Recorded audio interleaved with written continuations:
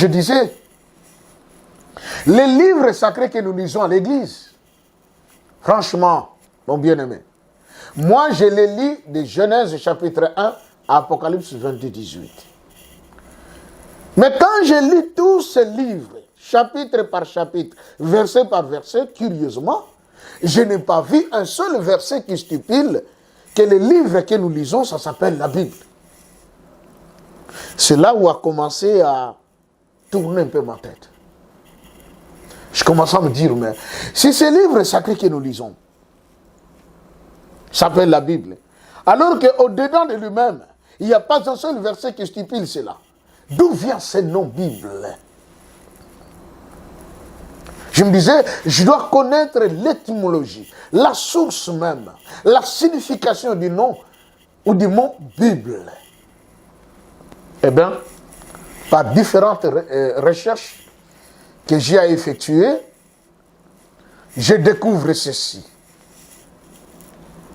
Aujourd'hui, l'Internet est à la portée de tout le monde. Il y a Google, il y a tellement de voies par lesquelles vous pouvez entrer faire des recherches et vous les trouverez. Lorsque nos ancêtres ont commencé à se moderniser en Afrique, en Égypte, et je voudrais porter une précision ici. L'Égypte de l'époque n'est pas le pays de M. Al-Sisi d'aujourd'hui, ou de M. Hosni Moubarak. Aujourd'hui, les gens donnent beaucoup plus la connotation égyptienne à cette portion de terre à cause de l'existence des pyramides. Mais je voudrais dire ici que les archéologues, les égyptologues, nous ont prouvé carte sur blanc. Vous voyez, les égyptologues nous ont prouvé que les pyramides n'étaient pas seulement en Égypte. On les a retrouvées également au Soudan. Et curieusement, on est allé les retrouver également au Japon et encore à l'Amérique latine avec les Mayas. Ils ont également construit des pyramides. Donc l'Égypte antique commençait à partir du centre de l'Afrique et vous prenez toute la partie haute. Ça s'appelait l'Égypte. Donc la Nubie, à partir du Soudan, vous montez, c'était l'Égypte. Et en bas du Soudan, jusque vers les bas, donc l'Afrique du Sud, c'était la grande province de l'Éthiopie, Katiopa. Katiopa veut dire l'homme à la peau noire. Et voilà qu'en ce moment-là, nos ancêtres ont également inventé l'écriture.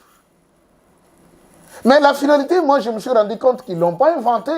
Mais ils étaient inspirés par les créateurs pour qu'ils mettent en place l'écriture parce que Dieu lui-même a un doigt qui écrit, a une main qui écrit.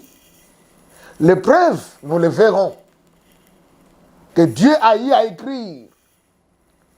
Et nous verrons également la langue primaire que Dieu a utilisée pour écrire. Vous voyez? Et nos ancêtres, quand ils ont eu la révélation de l'écriture, cette écriture devait être gravée sur du support. Et parmi les supports utilisés, il y avait des tables de pierre. Et en fin de compte, ils ont également découvert que les papyrus pouvaient leur servir pour l'écriture. Et il y avait également les peaux des animaux, ou la peau des animaux. Voilà dans un premier temps les trois supports que nos ancêtres, dès le commencement, ont eu à utiliser pour écrire. Il y avait des tables de pierre, il y avait les papiers, donc il y avait les parchemins de papyrus tirés de cet arbre, et puis il y avait les peaux des animaux. Et nous savons que la première civilisation est partie de l'Afrique. Aujourd'hui, ce n'est plus quelque chose à discuter. Les intellectuels du monde ont même bien dit que l'Afrique est le berceau de l'humanité. Pourquoi? Parce que c'est ici qu'on a trouvé pour la première fois les fossiles les plus anciens de l'homme. Les spectateurs, tout dépend de l'heure à laquelle vous nous recevez. Laissez-moi vous dire que je suis dans une joie immense d'être avec vous aujourd'hui. Aujourd'hui, 1er mai 2023, la fête du travail, où tout le monde s'est reposé parce qu'il faudrait observer cette journée en longueur à la gloire de tous ceux qui travaillent. Mais curieusement pour nous, c'est le jour qui marque le premier départ, la première émission de la chaîne Boyebi TV. Oui, c'est vrai, chaque chose a son temps, dit la Bible. Oui, c'est vrai, Dieu fait toutes choses bonnes en son temps. Et comme Dieu lui-même, les premiers travailleurs, la Bible nous dit qu'il y a un soir, il y a un matin, quand Dieu a commencé à créer, c'est fut les premiers jours. Et nous également, en dépit des efforts que nous avions voulu fournir tout ce temps passé, Dieu savait dans son programme que ce n'était pas encore le moment. Et qu'aujourd'hui, 1er mai, devait marquer le jour du départ pour Boyebi TV. Il y a quelques jours passés, vous avez suivi les spots, ainsi qu'une petite allocution dans laquelle j'ai eu à expliquer les pourquoi de la création de Boyebi TV.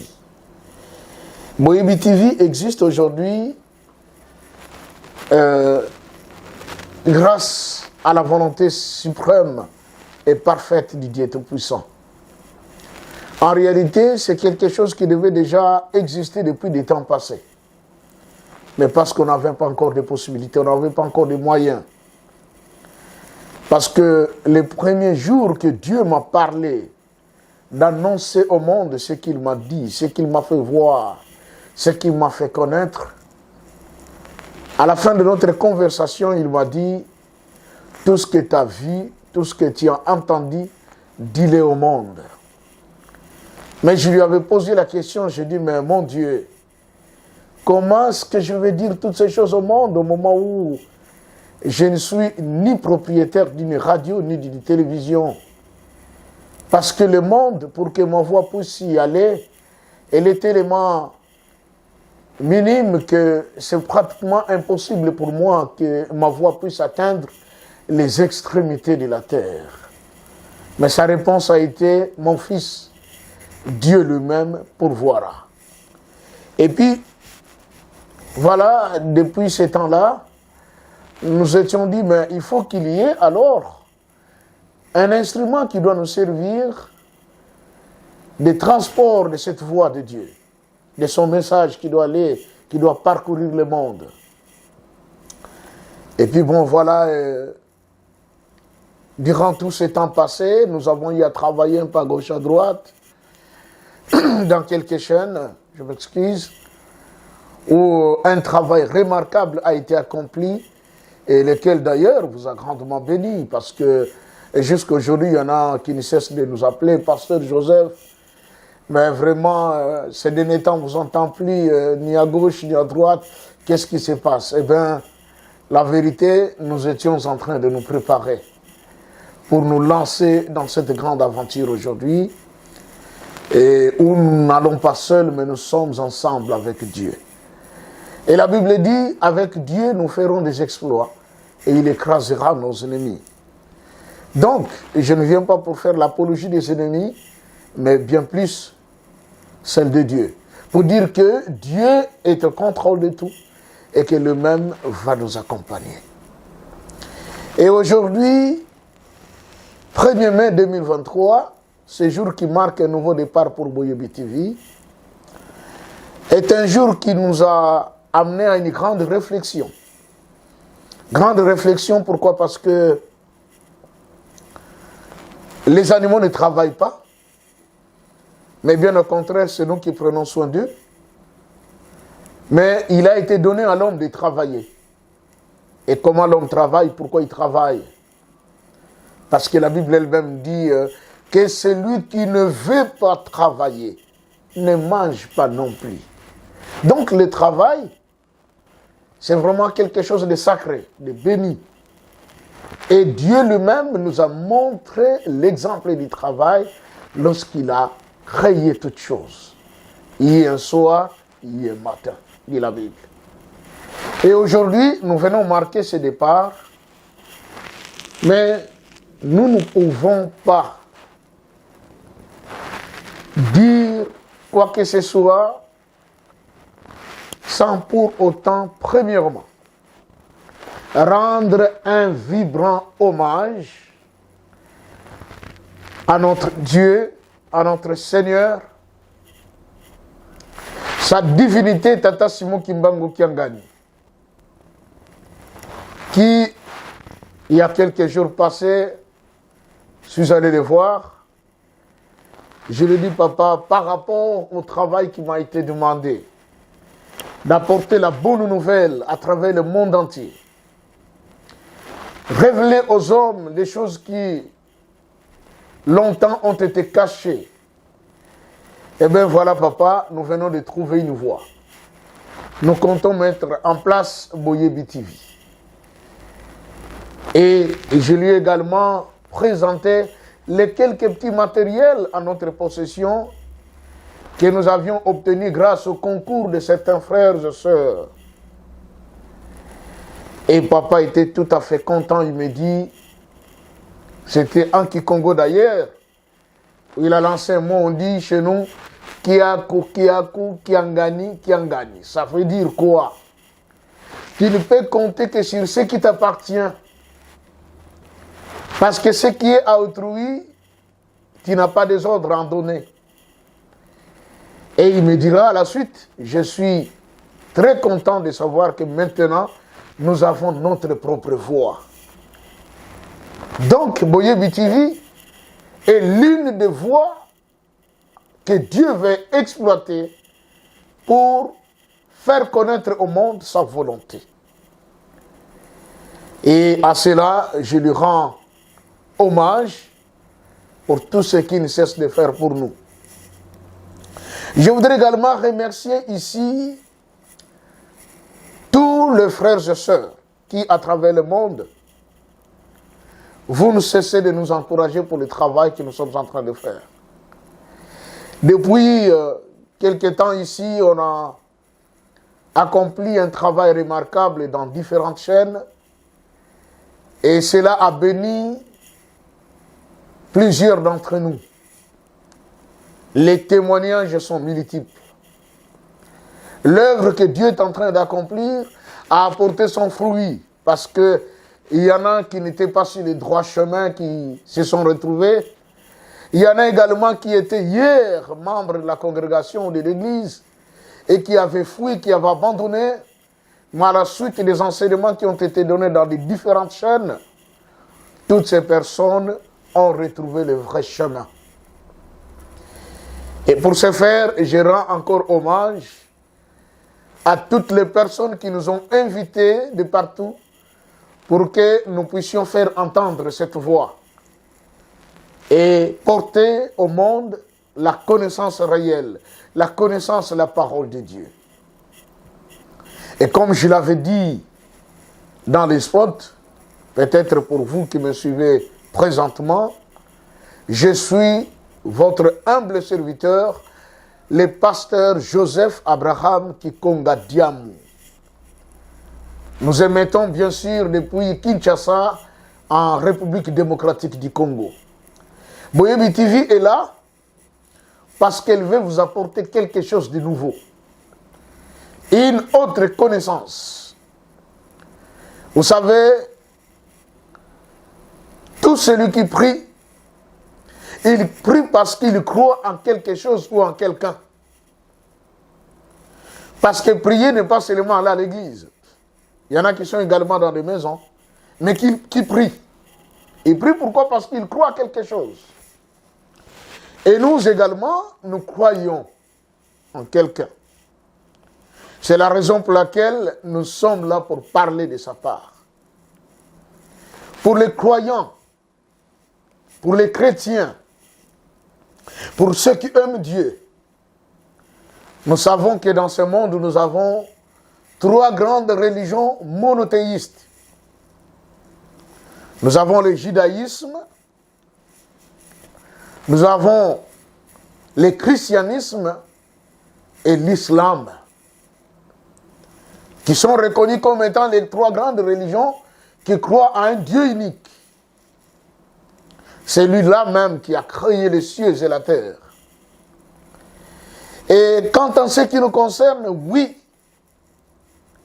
nous faisons partie de ces groupes, de ceux qui croient en l'existence d'un Dieu unique. Mais nous allons essayer d'étudier ce Dieu, comment il est, comment il agit, comment est son pouvoir. Il y a tellement de choses que nous allons étudier tout au long de ces moments que nous allons devoir passer ensemble avec vous, bien-aimés. Et vous savez, dans ce monde, il y a des outils qui nous permettent d'essayer de comprendre Dieu, d'essayer d'étudier Dieu. Les musulmans utilisent le Coran. C'est le livre sacré pour eux. Quant aux juifs ou aux judaïstes, ils utilisent le Talmud. Parce que c'est le livre sacré pour eux, où ils tirent l'inspiration, où ils comprennent les voies de Dieu. Les chrétiens, par contre, utilisent la Bible, que nous considérons comme étant la parole de Dieu. Mais bien aimés, comme je le disais, nous ne pouvons pas commencer à parler de Dieu sans pour autant d'abord le connaître. Et nous ne saurons pas parler non plus de la Bible sans pourtant connaître ses origines. Comment elle a existé. Et vous savez, il y a une question que j'ai cessé de poser à beaucoup de collègues serviteurs de Dieu. Pourquoi ce livre sacré que nous utilisons à l'Église, où se trouve la parole de Dieu, nous l'appelons Bible, alors que là-dedans, il n'y a aucun verset qui nous dit que ce livre sacré que vous allez commencer à lire, ça s'appelle la Bible. D'abord, c'est un livre, mais curieusement, ce livre est au féminin, on dit la Bible. Alors, d'où vient le nom Bible? Et quand on parle de Dieu dans la Bible, c'est quel Dieu? Comment il est? Comment il a été dès le commencement? Voilà les choses que nous allons essayer encore d'étudier aujourd'hui ensemble avec vous. Vous savez, nous sommes à l'ère du Verseau, le temps de la grande lumière. Le temps où tout ce qui était caché doit être mis à découvert. Je sais que vous êtes nombreux, vous attendiez ces moments. Il y en a même qui m'ont appelé, Pasteur Joseph, à quand la première émission avec Boyebi TV? Et voilà, nous sommes là aujourd'hui, 1er mai 2023, pour vous apporter cette parole. Mais comme nous voulons lire cette parole et comprendre comment elle existe, nous voulons implorer d'abord la sagesse d'en haut, l'intelligence d'en haut. Parce qu'il est dit, sans Dieu, nous ne pouvons rien faire. Et je ne voudrais pas non plus étaler mon intelligence, qui n'est rien, alors, rien absolument. Non plus ma sagesse, qui n'est qu'une folie. Selon qu'il est écrit que l'intelligence et la sagesse de ce monde sont une folie devant Dieu. Alors, s'il faut que je brandisse mon intelligence et ma sagesse, c'est pour vous conduire dans un chemin détourné.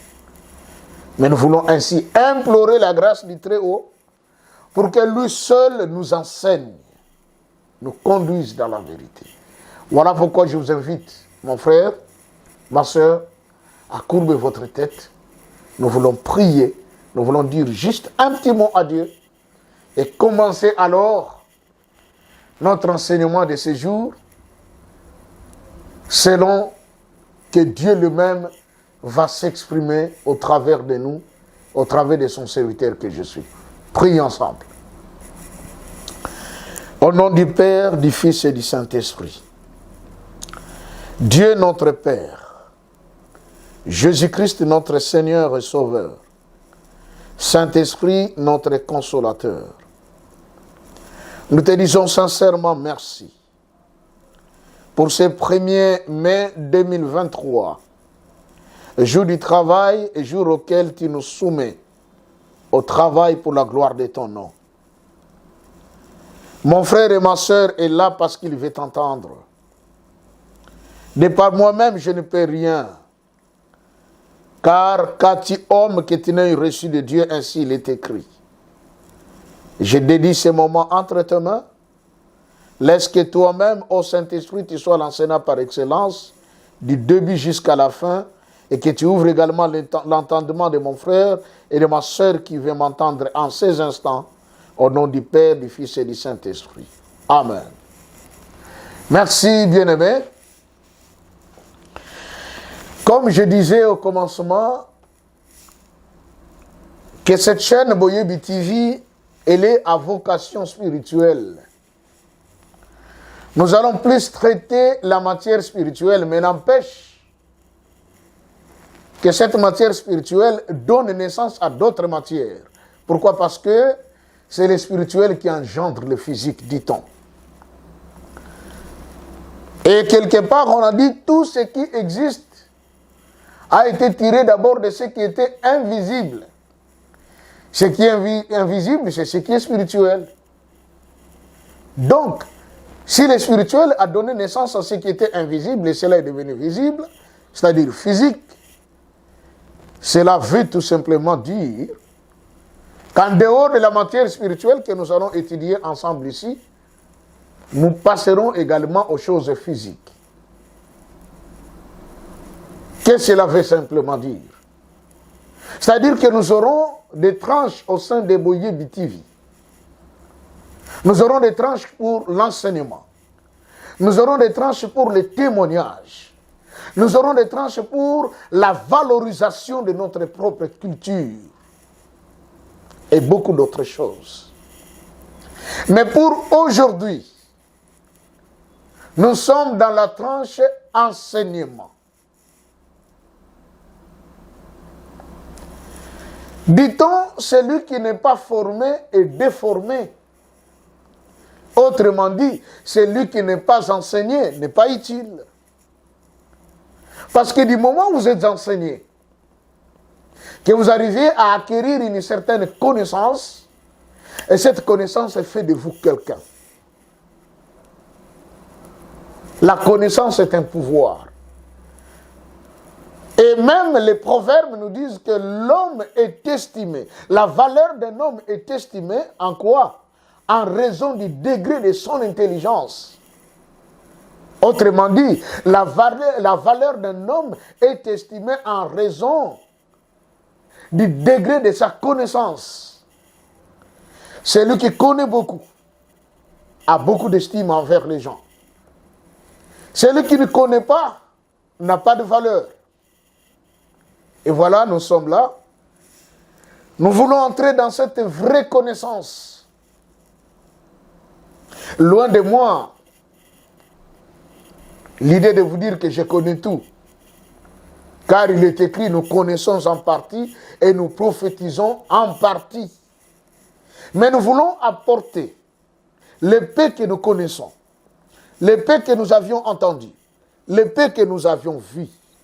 Comme disaient les apôtres d'ailleurs, ce que nous avions vu et entendu, nous vous l'annonçons.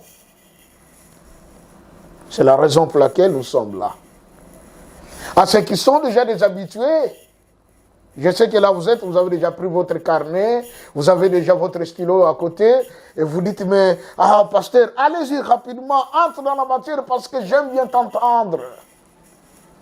Vous savez, Il y en a même qui m'ont appelé, qui m'ont dit, mais pasteur, depuis que vous aviez commencé vos enseignements, vous savez, moi je suis en train d'écrire tout un livre. Je prends la question du journaliste, je note, je prends également votre réponse, je mets de côté et j'en constitue tout un ouvrage. Bravo à vous qui le faites. Pourquoi? Parce que beaucoup ont découvert de nouvelles choses depuis que nous avions commencé. Aujourd'hui, nous voulons parler sur un point. Quel est ce point? Nous voulons parler. D'abord la Bible. Nous sommes les croyants de la Bible. D'où vient la Bible? Parce qu'aujourd'hui, il y a multiplicité d'églises. Surtout si vous venez à Kinshasa, la capitale de la République démocratique du Congo, mon pays. Il y a des rues ou des ruelles, vous trouverez peut-être 20, 30, 40 églises. Et dans toutes ces églises, on ne lit qu'un seul livre sacré, qui s'appelle la Bible. Mais c'est quoi la Bible? De quoi est-elle composée? Comment sa composition a été faite? Je voudrais épingler une chose ici. Aujourd'hui, nous, intellectuels africains, avions acquis une très mauvaise habitude. Cette habitude qui nous a été inculquée par d'autres. C'est-à-dire quoi? Lorsque vous voulez énoncer quelque chose, parler sur quelque chose, la première des choses, les intellectuels vous diront, mais monsieur, vous dites des choses qui n'ont pas de fondement. Quelle est la référence? D'où vous tirez ces choses que vous dites? Et même quand on écrit des ouvrages, vous verrez, on se donne la peine de réserver 1, 2, 3 pages où il faut commencer à mentionner les différents ouvrages que vous aviez lus afin que votre thèse soit reconnue comme vraie. Mais je me suis posé une question. Franchement, ceux-là qui ont écrit la Bible, ces prophètes qui ont écrit la Bible, est-ce qu'ils partaient puiser dans les autres écrits des autres livres pour qu'ils écrivent? Non. Ils disaient ce que Dieu leur disait, ce que Dieu leur révélait. N'oublions pas, au-delà de ce qui est écrit, se trouve une autre dimension, plus profonde que les écrits, qu'on appelle l'inspiration ou la révélation. C'est ainsi que tous ceux qui font la théologie nous parlent de deux choses, les logos et les rhéma. Les logos, c'est la parole parlée, la parole écrite, celle que nous lisons, il est écrit. Et les rhéma, c'est toute parole révélée. Mais pourtant, nous croyons aux deux paroles.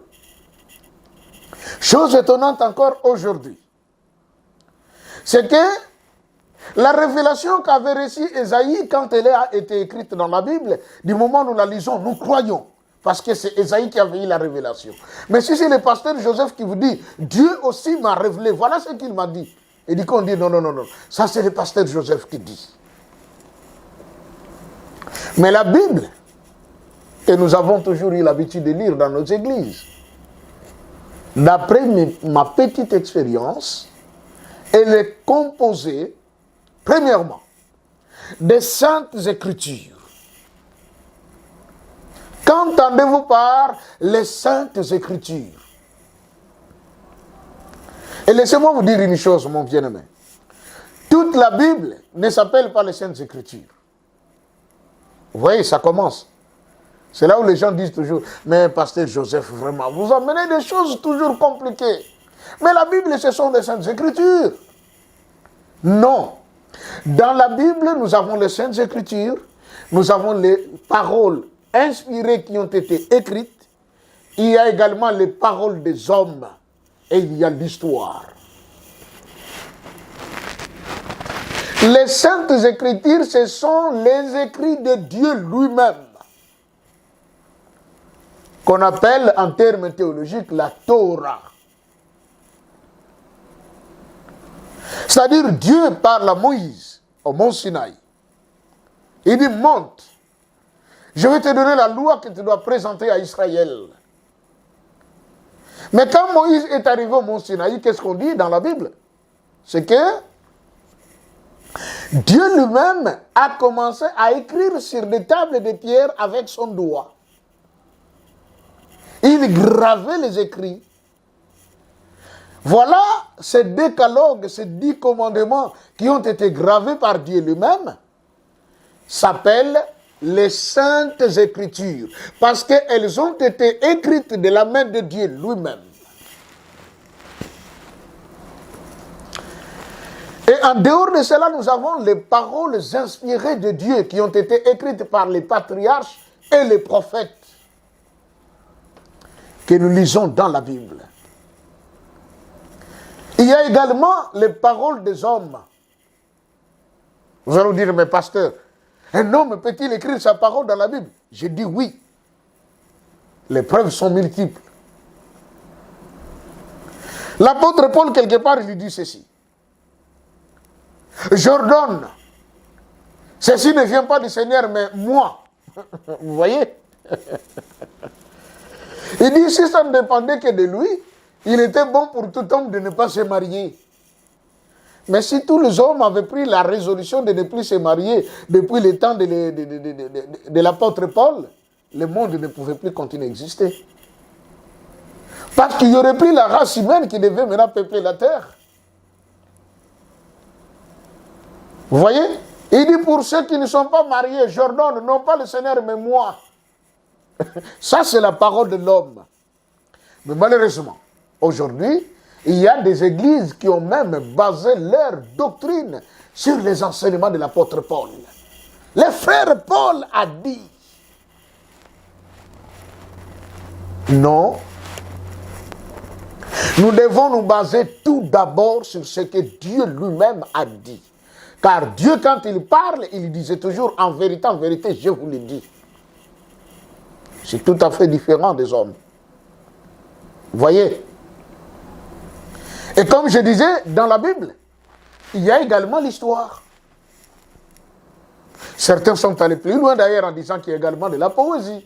Quand je prends le livre des Cantiques, c'est de la poésie, mais c'est une révélation parce qu'il y a des choses qu'on peut étudier là-bas. Vous allez vous poser la question, mais c'est pas vrai. Nous, on pensait que c'était l'amour entre un homme et une femme. Or, il y avait un langage caché là-dedans.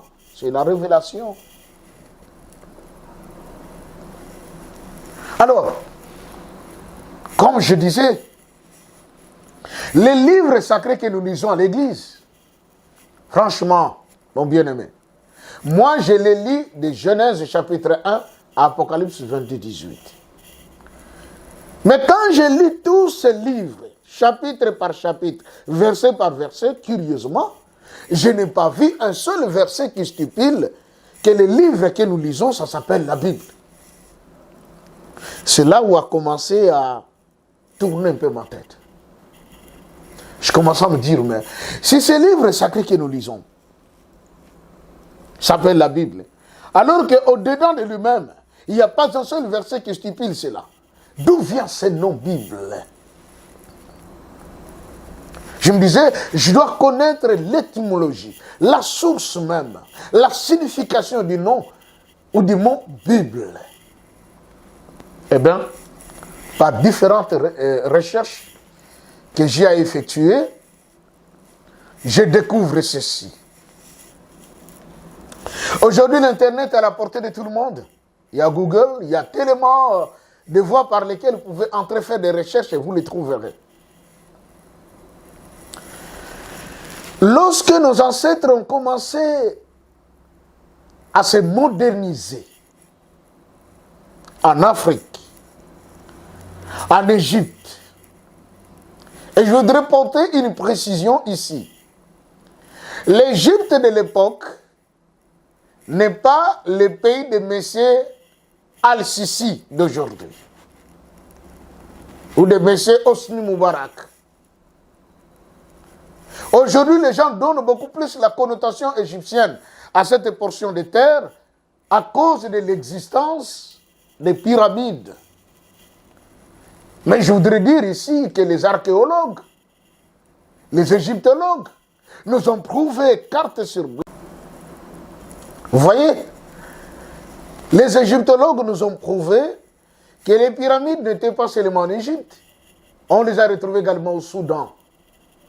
Et curieusement, on est allé les retrouver également au Japon et encore à l'Amérique latine avec les Mayas. Ils ont également construit des pyramides.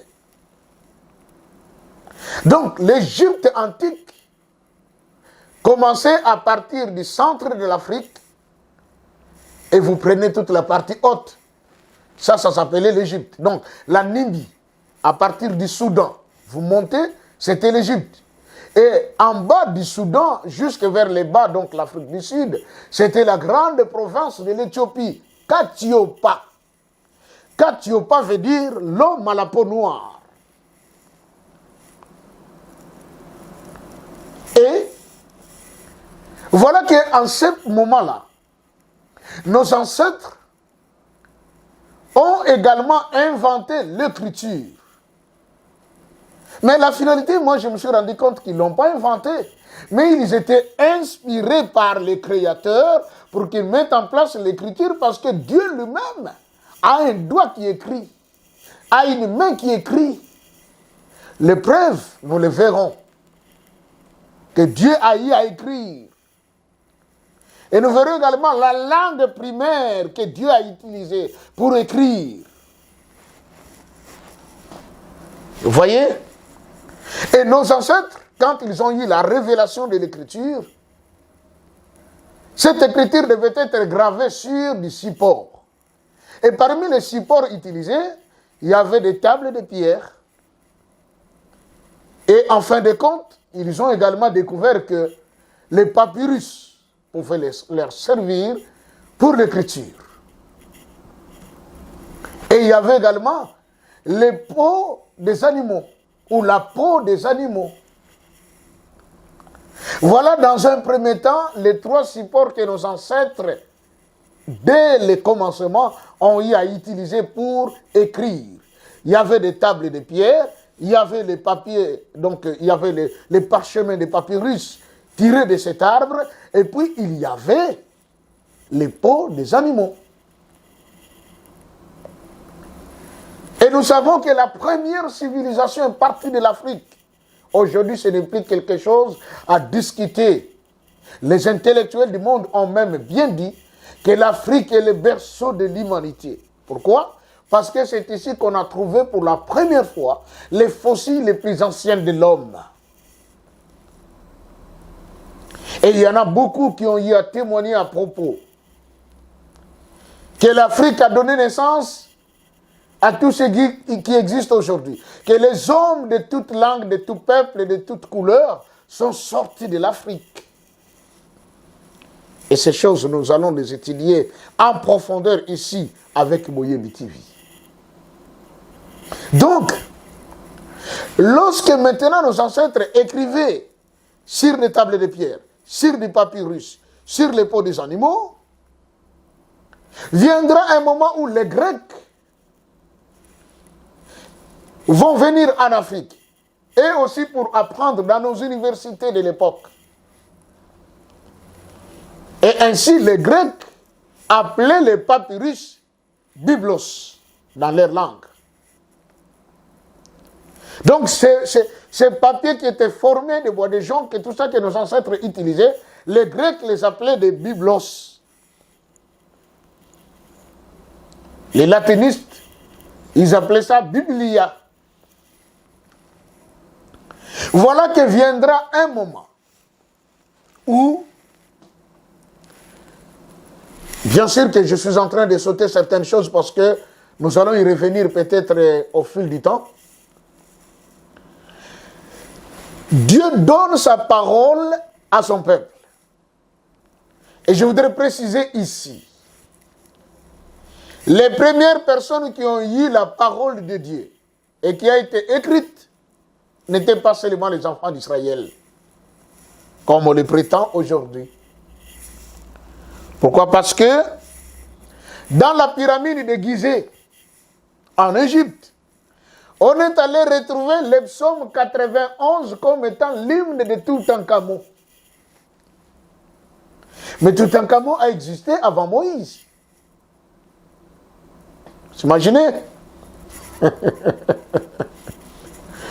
Le psaume 91, le psaume 91, celui qui demeure sous l'abri du Très-Haut, repose à l'ombre du Tout-Puissant. Tout chrétien aime ce passage. 1000 tomberont à ton côté, 10 000 à ta droite, tu ne seras pas atteint. Tu ne craindras ni la flèche qui vole, ni la peste. Ce psaume, on l'a retrouvé dans la pyramide de Gizeh, comme cantique de Toutankhamon. Ce n'est pas par hasard que David l'a aussi adopté. Parce qu'il savait que c'était un psaume puissant, qui véhiculait un message fort, et qu'il y avait un esprit puissant qui agissait. Aujourd'hui, dans la Bible que nous lisons, on dit psaume de David. Voyez? Si nous prenons seulement l'histoire de la naissance de notre Seigneur Jésus-Christ, nous voyons souvent comment il est symbolisé. On parle de Joseph, le père nourricier, on parle de Marie, on parle même de lui-même, Jésus. Mais n'oublions pas qu'en Égypte, il y avait Isis et Osiris. Et il y avait les Diera, Amon, Akhenaton. Vous voyez, on symbolisait déjà le père par Ra, le dieu soleil. Parce que nos ancêtres s'étaient rendus compte que Dieu, il se révèle et il se cache. Il est comme le soleil. Il sort le matin, il se couche le soir. Par où il est passé, on ne sait pas. Mais demain le matin, on voit encore le soleil paraître. Tel est Dieu. Il peut se révéler, à un moment, il se cache. Et je voudrais encore, par ici, mes bien-aimés, changer un peu cet idiome. Les hommes de science nous ont dit que la terre tourne autour du soleil. Mais quand je lis la Bible, et à la vérification des faits, je me suis rendu compte que la terre ne tourne pas autour du soleil. C'est le soleil qui tourne autour de la terre, car il est écrit du soleil levant au soleil couchant. C'est moi l'Éternel qui suis Dieu. Dieu dit du soleil levant au soleil couchant. Il n'a pas dit de la terre qui tourne du nord au sud, c'est moi qui suis Dieu. Mais il dit du soleil levant au soleil couchant. C'est-à-dire le soleil, c'est celui qui se déplace. C'est lui qui fait le tour autour de la terre. Et nos ancêtres, ils l'ont compris quand ils ont construit même les pyramides. Vous verrez que les sommets, regardez par où sortait le soleil et par où se couchait le soleil. Voilà que maintenant, Dieu va donner la parole aux enfants d'Israël par Moïse. Et viendra ensuite le temps des apôtres, des patriarches, des prophètes et des apôtres. Et ces choses ont été écrites sur ces papyrus que les Grecs appelaient par Biblos et les Latins, ou les latinistes, les Romains l'appelaient Biblia. Que viendra un moment, nous connaissons l'histoire, que l'Égypte a été envahi par Alexandre le Grand.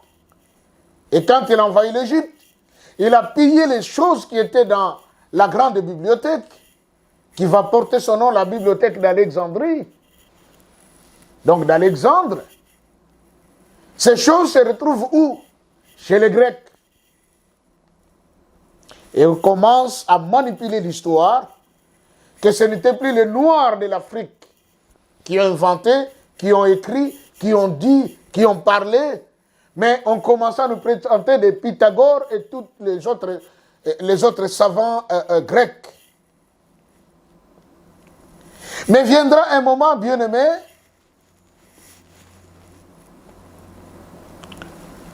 où les Occidentaux, les Blancs, se sont donné la peine de vouloir conquérir le monde. Et ils ont commencé à envoyer des émissaires, aller à la conquête du monde. Le premier, nous savons, M. Duarte Lopez, Diego Cao, est venu en Afrique.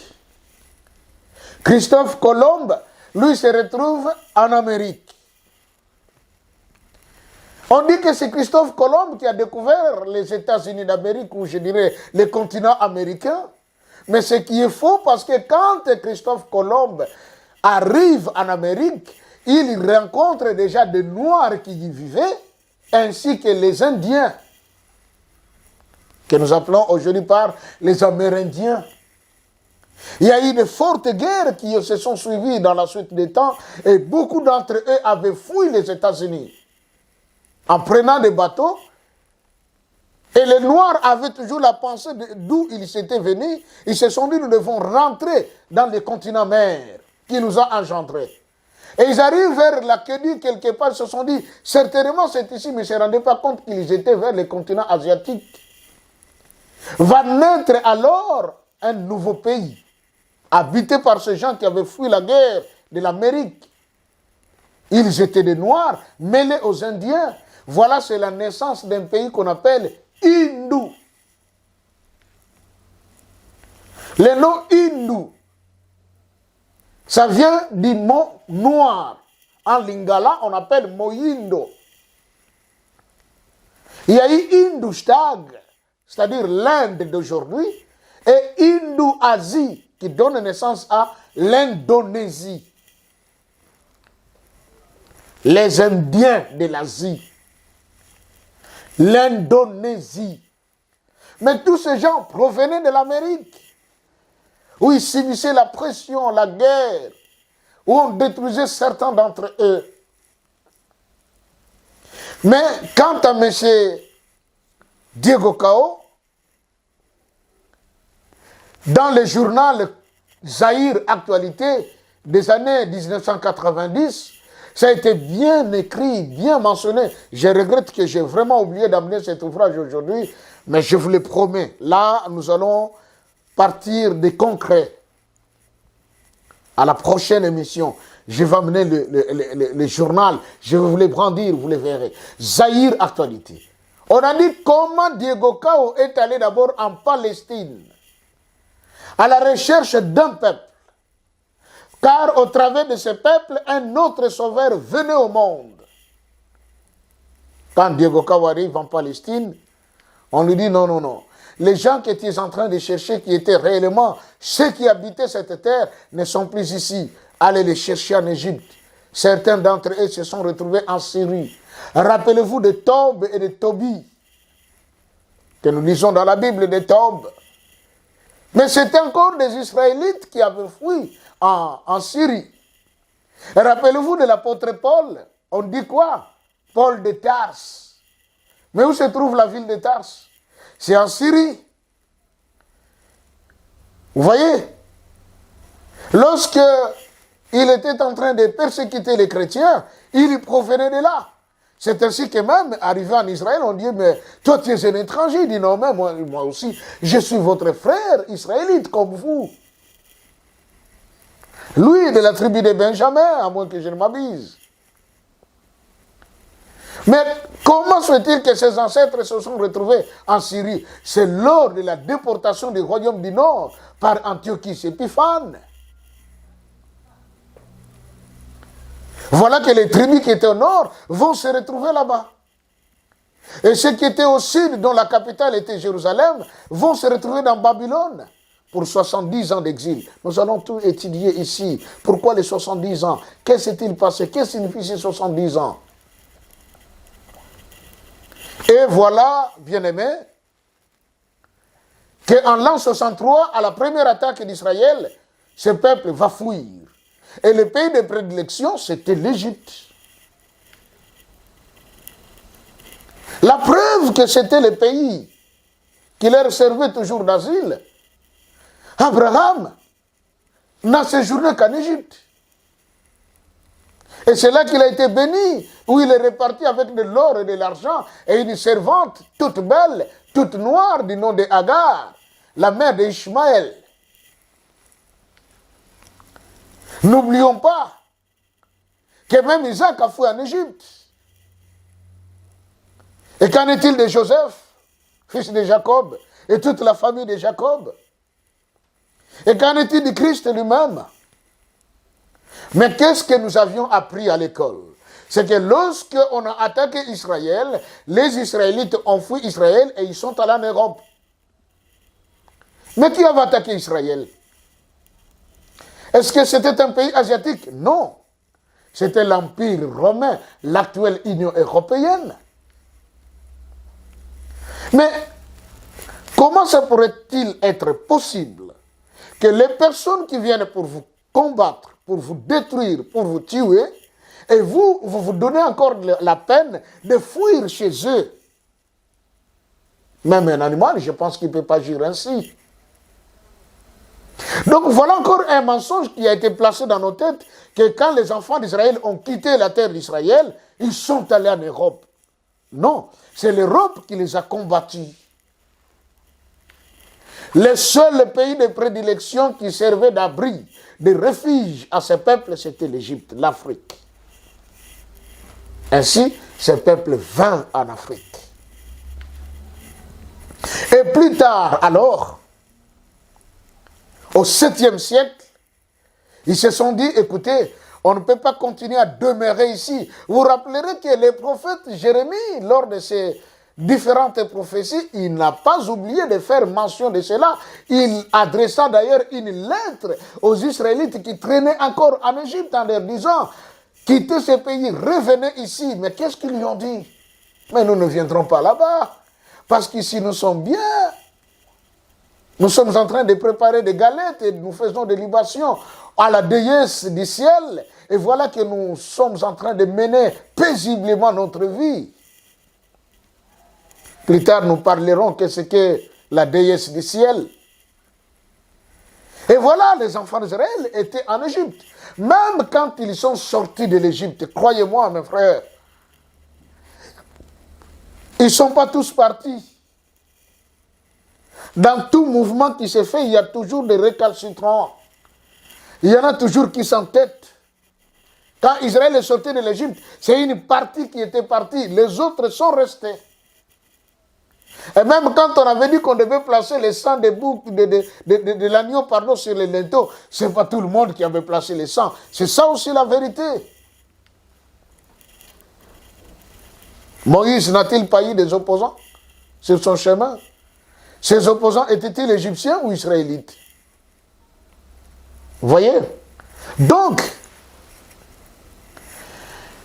ces ancêtres qui ont écrit, dont Diego Cao voulait savoir où sont-ils,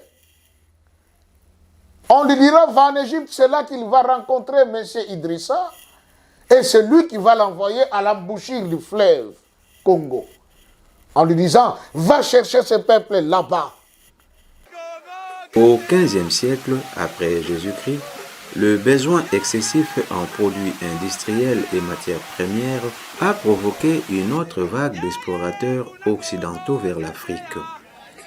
C'est ainsi que Diego Cao, un sujet portugais et explorateur de son état, effectue les déplacements de l'Europe par l'océan Atlantique jusqu'au niveau de l'embouchure du fleuve Congo. C'était en 1482.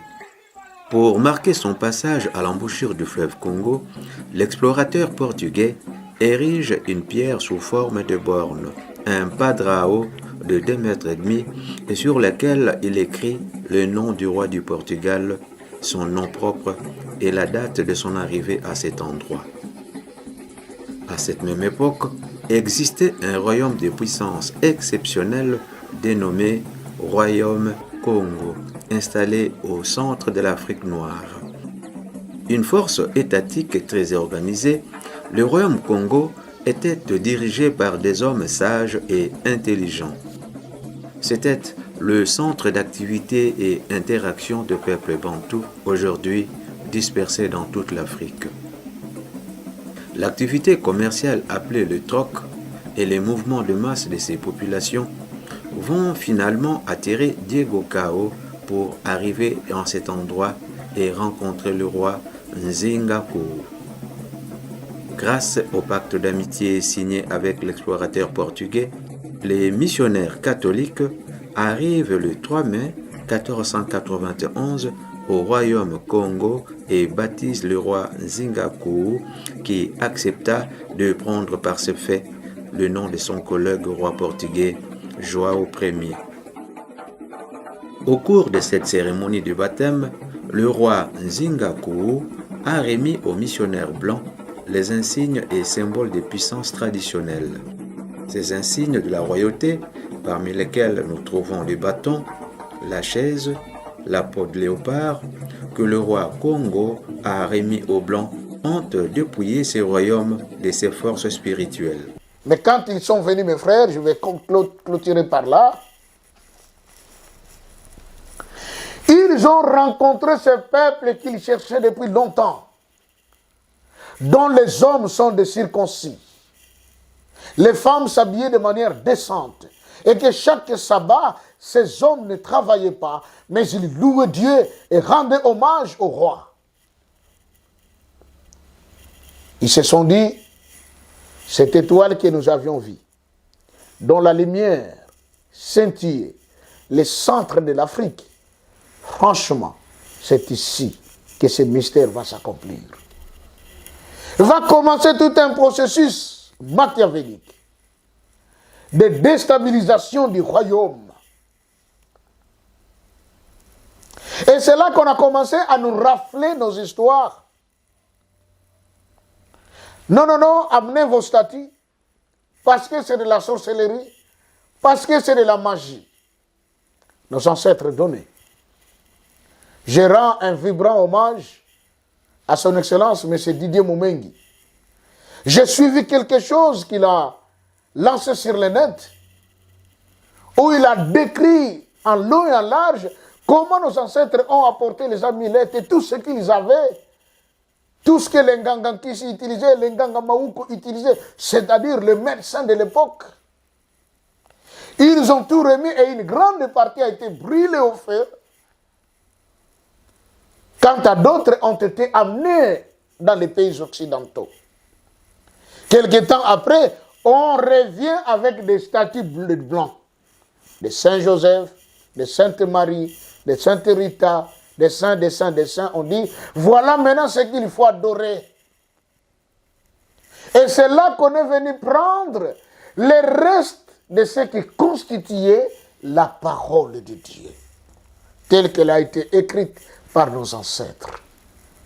Et la grande réunion pour réunifier tous ces éléments qui étaient sur des fragments de pierre, qui étaient sur du papyrus, qui étaient sur des peaux des animaux, cette réunion va avoir lieu à l'île de Byblos, où il y a eu la rencontre, comme on nous le dit, de 60 savants gréco-latins pour compiler cet ensemble de livres. À la fin, vous savez qu'est-ce qu'ils ont fait? Ils ont traduit même les noms des personnages et des lieux, pour que l'histoire ne soit plus une histoire africaine, une histoire nègre, mais elle est devenue une histoire occidentale. Et c'est à la fin de leurs travaux qu'ils ont dit, mais comment nous allons appeler ces livres que nous allons utiliser comme livres sacrés pour connaître la pensée de Dieu? Certains disaient, on appelle ça les livres sacrés. Ils ont dit, il y en a plusieurs même dans la magie. La finalité, les livres vont porter les noms de l'île et le nom du papyrus selon les Grecs. Ainsi, ces livres que nous lisons, ça s'appelle la Bible. Parce qu'ils avaient dit, comme la réunion a eu lieu à l'île de Byblos, et que c'est aussi du Byblos que ces choses ont été écrites, et en partie dans des fragments de pierre et dans des peaux d'animaux. Donc, en définitif, les livres portent le nom de Byblos en grec, Biblia en latin, Bible en français. Et à partir de là, mon frère et ma soeur, nous allons comprendre quels sont les contours de la Bible. Qu'est-ce qui a été caché? Qu'est-ce qui a été gommé? À quoi nous devons nous attendre? Pourquoi aujourd'hui on a dit il faut la mise en place d'une nouvelle Bible qu'on appelle Biblia 2000. Bien-aimés, voilà, ça a été une introduction pour nous aujourd'hui, pour notre première émission sur Boyebi TV. L'histoire de la Bible, pourquoi elle existe, pourquoi ce livre sacré n'a aucun verset qui dit que ça s'appelle Bible, mais Ce livre porte le nom de la Bible parce qu'elle a été compilée à l'île de Byblos et c'est tiré des Byblos qui sont les papyrus. Voilà, je vous remercie et je ne saurais clore ces petits propos aujourd'hui sans pour autant remercier notre précieux frère Saint-Denis qui est à la caméra et le frère Grâce, lui qui va tout manipuler, tout mettre en orchestre pour que de belles images puissent vous parvenir. Au nom de Boyebi TV, je vous remercie. Que le Seigneur vous bénisse et que sa grâce repose sur chacun de vous. Au nom du Père, du Fils et du Saint-Esprit, nous disons Amen. Bien-aimés dans le Seigneur, Shalom, c'est bien moi votre frère, le pasteur Israël Nash, représentant légal et Ophelina. Jésus est mon papa. Jésus est mon papa à Kinshasa, déjà Bosungaka Boyebi, Tozana quartier Kauka, Tokangamina Université Kimbangiste, c'est Prince Bongo. Ça fait déjà une année, Toza Sosuna Ophelina, Jésus est mon papa, Nagoma, Kola Pesaki Initiative, Topana Nagoma. Ça fait déjà une année, Tozana Ophelina, Jésus est mon papa, Nagoma. Toza plus ou moins na 58 enfants, Nenge Bozomona, Nabilili. Et Bazobenga Biso, les sous Baba Kisabana. Tozoe bate toa juste na ndaku ya 5 chambres tozoe bate ba ovanda wapi bakula la ndenge nini tala bana kutu bazovanda la mabele. Il y a vraiment beaucoup de difficultés na Goma précisément na est bisika bitumbizali par rapport à la situation ya mboka, par rapport à certaines réalités aux passées na mboka nde nazo senga bandeko nyonso ba vrai patriote nyonso to sunga bana oyo bazo kufela ba parents na moment ya guerre ezanga ndeko na yo pasteur Israël Nash naza juste simple individu o nzamba pesi mosala ya kobokola bana et ce qui ngai un simple individu na suis capacité à kosunga bana combien plus fort l'état nde na sengi na bato nyonso ya motema malamu bato nyonso balingi basunga ba ofele ya Jésus mon papa Goma ba contacter biso na numéro bozomona numéro na biso za plus 243 89 72 32 229. Tous la lisungi à Batunyoso pour na bana au bazar na Goma, précisément pe ba au bazar na Kinshasa. Je suis un vrai patriote, tu es un vrai patriote. Tout ça la mboka na biso ata pona osonga pe koboko la ba ofele na kombo na Yesu na pe sibino botepe. Ciao. Merci. Jésus est mon papa, mon papa, mon papa.